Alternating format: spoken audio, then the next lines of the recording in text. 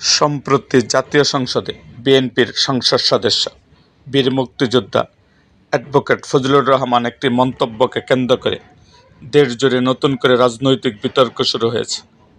সংসদে তিনি দাবি করেন, শহীদ পরিবারের লোক তো জামাত করতেই পারে না, আর জামাত করলে ডাবল অপরাধ করতেছে।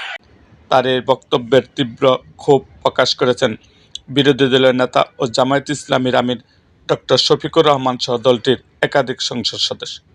সংসদের গণ্ডি ছড়িয়ে এই বাদানুবাদ ছড়িয়ে পড়েছে সামাজিক যোগাযোগ মাধ্যমে। জনমনে প্রশ্ন উঠেছে, ৭১-এর মুক্তিযুদ্ধের বিরোধিতা করা দল জামায়াত কি আসলে কোনো মুক্তিযোদ্ধা আছে? আর থাকলেও কতজন? জামায়াতে কতজন মুক্তিযোদ্ধা আছেন? এই প্রশ্নের উত্তর পাওয়া কঠিন।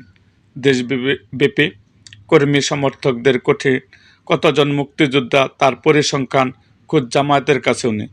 তবে দলটির সহকারী সেক্রেটারি জেনারেল ও প্রচার ও মিডিয়া বিভাগের সেক্রেটারি অ্যাডভোকেট এহসানুল মাহবুব জুবায়ের দাবি করেন, জামায়াতে হাজার হাজার মুক্তিযোদ্ধা আছেন। তার ভাষ্য, সরকারি গেজেটে তালিকাভুক্ত এই মুক্তিযোদ্ধারা বাংলাদেশ জামায়াত ইসলামীতেও রয়েছে।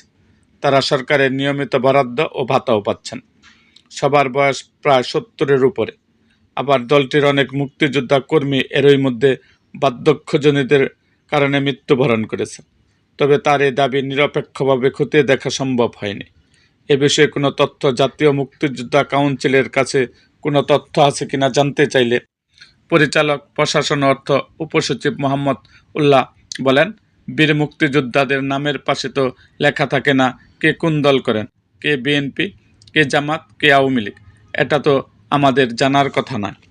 এরকম আরও ভিডিও পেতে এবং রাজনৈতিক অঙ্গনের নানা ঘটনা ও ইতিহাস জানতে আমাদের মুক্তাগাছার ইতিহাস মিডিয়া ইউটিউব চ্যানেলটিকে সাবস্ক্রাইব করুন এবং পাশে থাকা বেল আইকনটি বাজিয়ে দিন।